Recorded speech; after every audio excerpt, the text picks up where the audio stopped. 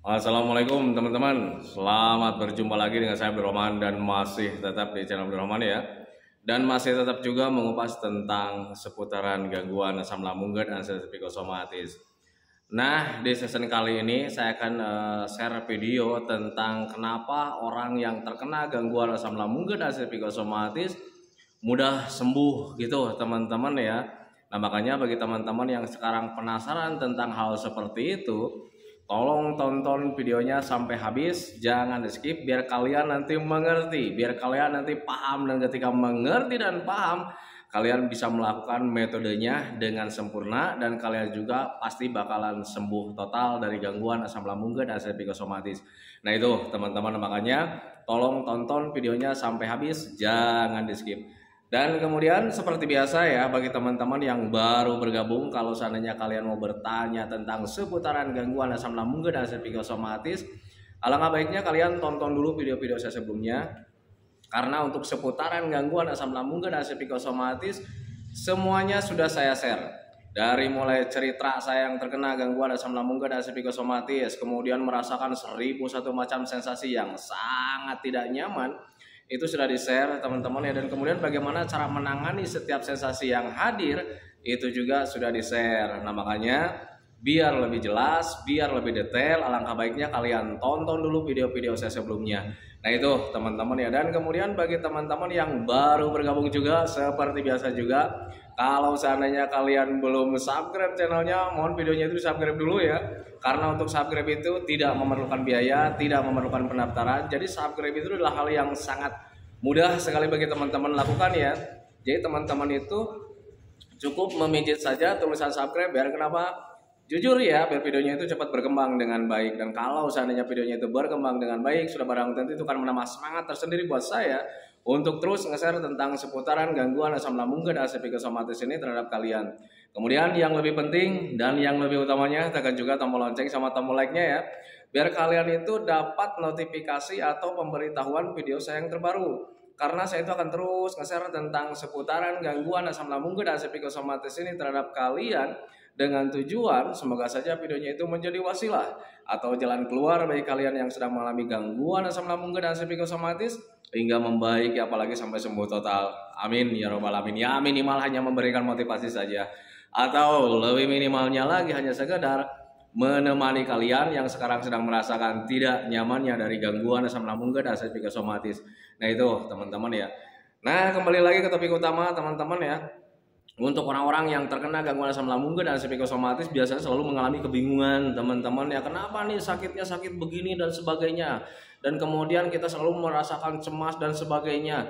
Nah itu teman-teman ya, kadang kita itu bingung nih, ini yang terjadi itu apa, seperti itu teman-teman ya. Padahal orang yang terkena gangguan asam lambung dan psikosomatis itu 99% itu dipengaruhi oleh psikis teman-teman ya. Jadi untuk medisnya cuma 1%. Rasa tidak nyaman, sensasi yang sering hadir itu rata-rata itu rata-rata biasanya dipengaruhi oleh pola pikir kita teman-teman ya. Jadi kita itu selalu dipermainkan oleh pikiran-pikiran negatif setiap harinya. Nah itu teman-teman ya. Dan kalau seandainya kalian belum percaya juga, coba Anda rasakan ya, ketika kalian terkena gangguan asam lambung dan psikosomatis teman-teman ya, kalian banyak mengalami sensasi tidak nyaman, kemudian kalian selalu merasakan was-was, gelisah, kemudian merasa tidak nyaman, kemudian seolah-olah kalian itu seperti mau mati dan sebagainya teman-teman ya. Kemudian bagaimana cara menanganinya, pokoknya banyak sekali pikirannya di situ teman-teman ya. Nah tetapi ketika kalian mendengarkan edukasi bahwa asam lambung dan psikosomatis itu nggak bahaya, asam lambung dan psikosomatis cuma mengganggu saja. Dari yang tadinya kalian merasa tidak nyaman, ketika kalian mendengarkan hal seperti itu, kalian seolah-olah sembuh. Nah itu teman-teman, seolah-olah kalian itu membaik gitu teman-teman ya. Nah itu menjadi patokan buat kalian bahwa gangguan asam lambung dan psikosomatis 99%-nya dipengaruhi oleh pola pikir kita yang salah teman-teman ya. waktu mendengarkan ketika ada yang bilang bahwa gangguan asam lambung dan psikosomatis itu nggak bahaya, hanya mengganggu saja. Padahal nggak dikasih obat, teman-teman ya. Padahal nggak dikasih herbal. Yang tadinya kalian merasa tidak nyaman, kemudian mendengarkan hal seperti itu gitu. Jadi seolah-olah kalian merasa sehat, merasa sembuh pada waktu itu, teman-teman ya. Nah, itu menjadi patokan buat kalian, teman-teman yang sebetulnya gangguan asam lambung dan psikosomatis, rasa yang tidak nyaman itu 99% dipengaruhi oleh pola pikir kita yang salah. Kenapa pola pikir kita itu selalu salah? Ya karena didorong dengan rasa cemas, teman-teman, banyak rasa takut di situ. Takutnya ini berbahaya, takutnya ini menyebabkan kematian. Nah itu teman-teman ya, padahal untuk gangguan asam lambung dan psikosomatis itu tidak menyebabkan kematian. Nah itu teman-teman, makanya usahakan ketika sekarang kalian sedang terkena gangguan asam lambung dan psikosomatis kemudian belum membaik-membaik juga, teman-teman ya, benahi saja pola pikirnya, teman-teman. Gimana caranya supaya kalian itu belajar masa bodoh, teman-teman ya. Untuk asam lambungnya jangan dilihat lah.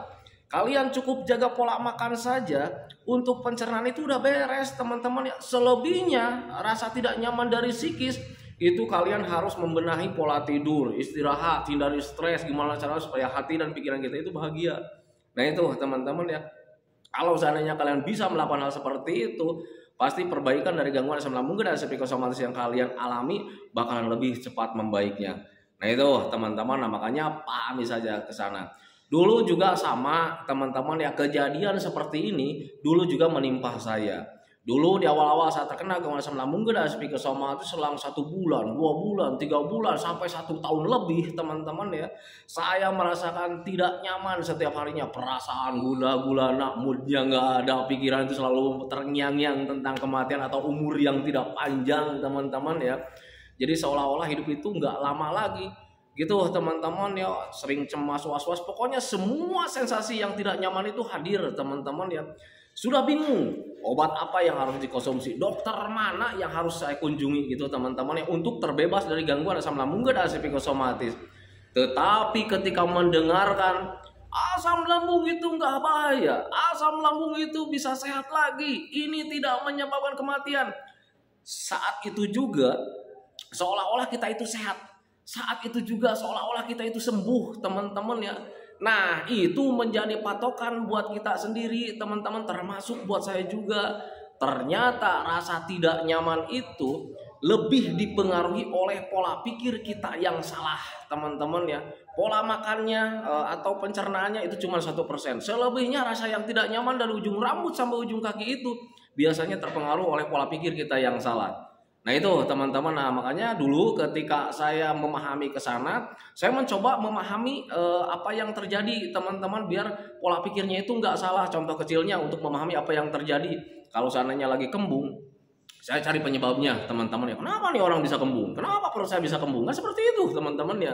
Oh ternyata ini dari hasil asam lambung yang tidak normal. Asam lambung yang tidak normal menyebabkan gas, akhirnya bisa kembung dan begah. Nah ketika memahami ke sana, nanti timbul cara tersendiri, teman-teman ya. Kadang suka pakai Preskare, kan gitu teman-teman ya. Kadang sering minum air hangat.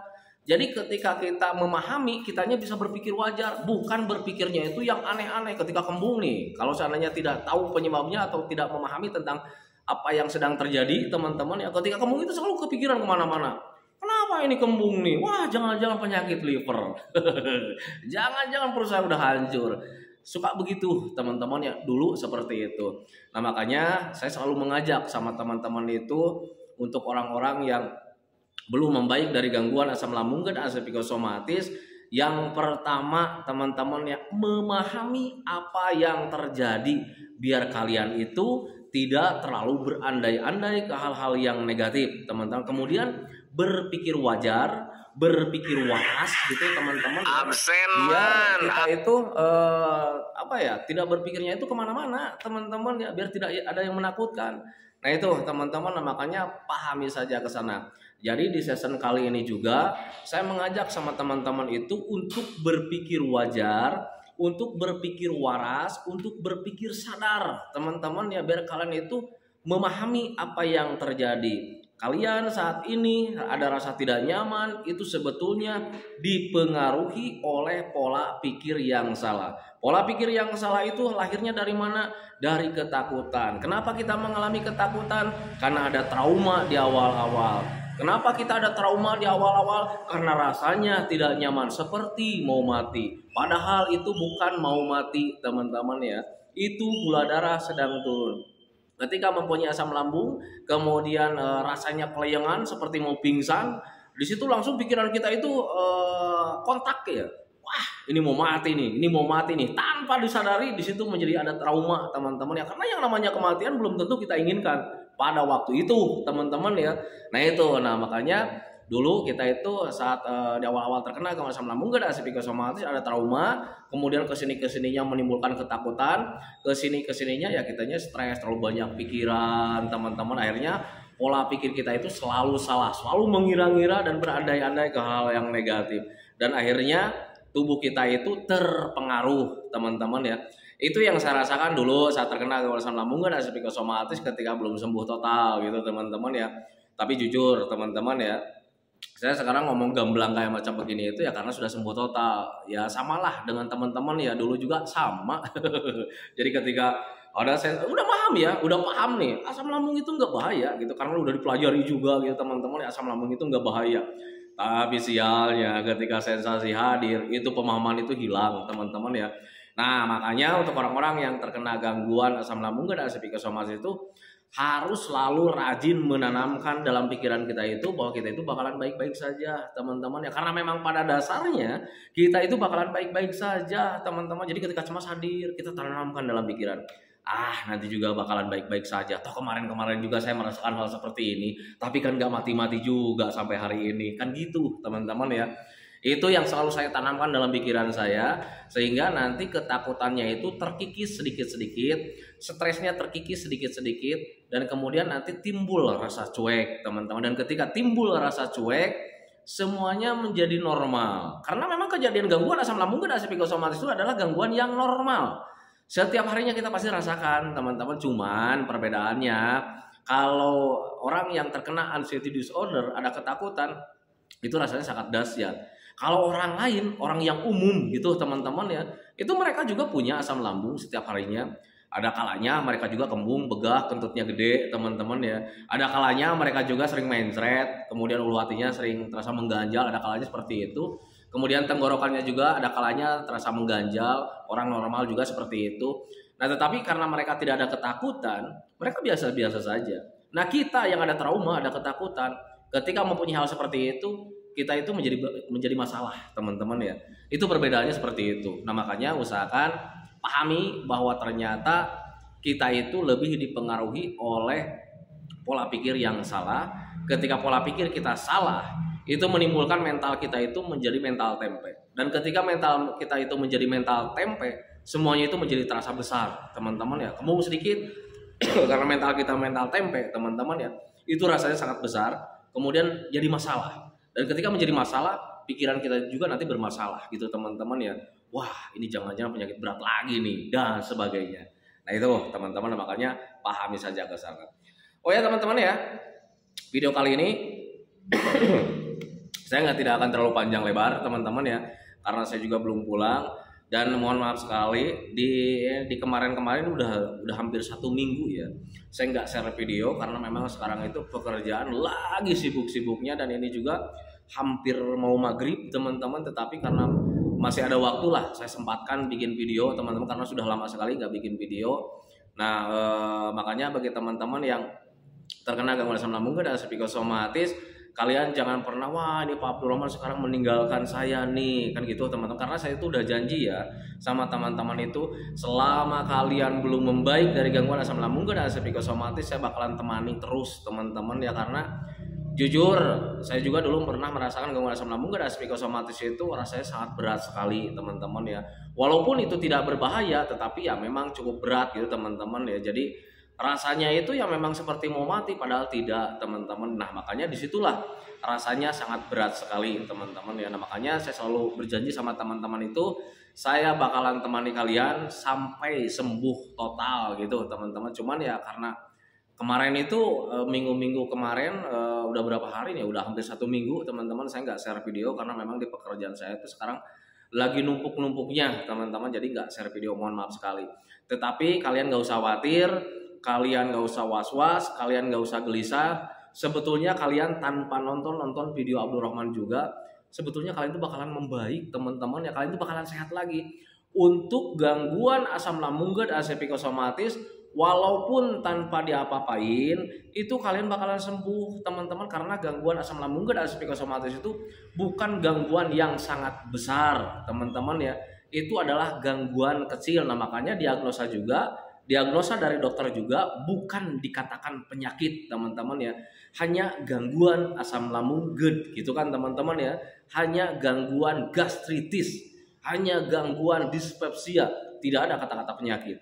Nah itu teman-teman ya, itu yang saya rasakan dulu saat terkena gangguan asam lambung GERD AC psikosomatis. Dulu juga sama, waktu saya pribadi dulu ketika cek ke dokter itu cuma dinyatakan asam lambung, pindah dokter lagi dinyatakan juga asam lambung, pindah dokter lagi dinyatakan gastritis, pindah rumah sakit lagi dikatakan dispepsia gitu teman-teman ya, pindah rumah sakit lagi dinyatakan gastritis lagi. Pokoknya tentang seputaran pencernaan saja, bikin bingung sih sebetulnya teman-teman ya. Nah tetapi itu sebetulnya semuanya tuh tentang pencernaan. Nah tetapi ada sensasi yang lain-lain itu teman-teman ya, itu kalian jangan terkecoh, itu bukan dari asam lambung. Makanya untuk asam lambung itu jangan terlalu jadi kambing hitam teman-teman ya. Sebetulnya sensasi yang paling banyak itu yang kita rasakan itu dampak dari psikis kita yang terganggu teman-teman ya. Ada kecemasan, ada ketakutan berlebih di situ, ada stres di situ teman-teman ya. Nah makanya saya buktikan dengan informasi-informasi yang positif teman-teman ya. Kembali lagi flashback dulu ketika kalian saat terkena gangguan asam lambung GERD AC psikosomatis, kalian sudah susah payah gitu teman-teman yang mencari obat, kemudian susah payah juga sudah merasakan sensasi yang tidak nyaman teman-teman ya, bingung harus ngapain lagi. Tetapi ketika mendengarkan bahwa asam lambung GERD AC psikosomatis itu nggak bahaya teman-teman ya, itu hanya mengganggu saja, saat itu juga, detik itu juga kalian merasa baikan. Saat itu juga, detik itu juga kalian merasa sembuh gitu teman-teman ya. Nah itu menjadi patokan buat kalian. Ternyata gangguan asam lambung GERD AC psikosomatis itu 99% lahir atau terpengaruh dari pola pikir kita yang salah. Nah makanya benahi pola pikir kita. Nah kalau seandainya kalian bingung bagaimana cara membenahi pola pikir, belajar masa bodoh saja teman-teman ya. Kalian yang penting sudah jaga pola makan, sudah jaga pola hidup, sudah jaga pola pikir, kemudian minumnya sudah 8 gelas dalam sehari. Selebihnya kalian bersenang-senang saja, cari hiburan saja teman-teman ya. Pak sesimpel itu? Ya sesimpel itu teman-teman ya. Untuk saya pribadi sesimpel itu. Saya dulu terkena 2 kali teman-teman ya. Nah karena memang terlena saya terkena 2 kali. Nah makanya sampai detik ini juga saya tetap dijaga 3P-nya. Pola makan dijaga, pola hidup dijaga, pola pikir tetap dijaga, minumnya tetap dijaga, kemudian kebahagiaannya juga dijaga. Nah cara menjaga kebahagiaan itu kayak macam gimana? Saya belajar masa bodoh teman-teman ya. Menghindari beban-beban pikiran apapun itu. Nah itu teman-teman, yang penting gimana caranya supaya hati dan pikiran kita itu tetap senang. Banyak juga orang yang bertanya, Pak, dari semenjak Bapak terkena 2 kali sampai detik ini, apakah Bapak sering merasakan sensasi dari asam lambung? Jujur, saya tidak pernah teman-teman ya. Dan kemudian mereka juga banyak yang bertanya juga, kenapa Bapak tidak pernah terkena asam lambung lagi? Padahal kan Bapak cerita bahwa asam lambung itu kegiatan sehari-hari. Karena sampai detik ini juga saya menjaga kesehatan saya teman-teman, karena saya tidak mau terulang yang ketiga kalinya. 2 kali sudah cukup, karena 2 kali juga cukup menderita. Nah itu teman-teman ya, itu pengalaman saya dulu saat terkena gangguan asam. Nah itu teman-teman ya, videonya tentang pengaruh dari pola pikir, sensasi yang kalian rasakan saat ini itu sebetulnya 99% itu lahir dari pola pikir kita yang salah. Nah makanya benahi pola pikirnya. Nah bagaimana cara membenahi pola pikirnya? Belajar masa bodoh saja teman-teman. Yang penting kalian sudah jaga 3P-nya. Pola makan tetap dijaga, pola hidup dijaga, Pola pikir dijaga, kemudian minumnya 18 dalam sehari, kemudian selebihnya kalian usahakan cari kebahagiaan, cari kesenangan. Bisa kalian melakukan hobi-hobi yang menyenangkan, bisa kalian melakukan aktivitas yang menyenangkan. Untuk saya pribadi dulu karena memang saya senangnya itu nanam-nanam bunga, kemudian nanam-nanam sayuran depan rumah, kemudian sering jalan-jalan juga ke sawah, lihat pemandangan-pemandangan gitu teman-teman. Saya lakukan dulu seperti itu dan alhamdulillah cara tersebut itu bisa membantu proses pemulihan dari gangguan asam lambung dan asam psikosomatis. Beda dengan orang lain. Orang lain ada yang 4 tahun, 5 tahun teman-teman ya baru sembuh. Tetapi karena memang saya itu rajin melakukan aktivitas yang menyenangkan, alhamdulillah saya nggak sampai ke sana gitu teman-teman ya. Cerita saya, durasi saya ketika terkena gangguan asam itu ada di video bagian ke-1. Judulnya pengalaman pertama saat terkena gangguan asam lambung dan asam psikosomatis Abdul Rohman. Silakan kalian cari di situ. Semoga saja videonya itu menjadi wawasan buat kalian. Semoga saja videonya itu menjadi patokan buat kalian. Ternyata betul ya, gangguan asam lambung dan asam psikosomatis itu bakalan sembuh tanpa diapa-apain juga. Nah itu teman-teman, makanya pahami saja ke sana. Nah itu teman-teman ya videonya. Semoga saya videonya itu menjadi pencerahan buat kalian. Semoga saya videonya itu menjadi wawasan buat kalian. Ya minimal hanya sekedar menemani kalian lah yang sekarang sedang merasakan tidak nyamannya dari gangguan asam lambung dan asam psikosomatis.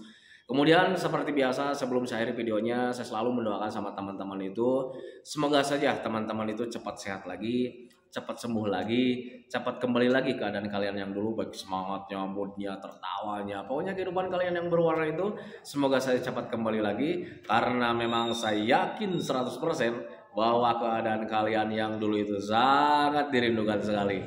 Nah itu teman-teman, kemudian doakan saya juga teman-teman ya, agar saya itu tetap sehat, tetap kuat, tetap ceria, agar masih bisa tetap menemani kalian. Nah itu teman-teman ya, saya hentikan videonya teman-teman ya. Assalamualaikum warahmatullahi wabarakatuh.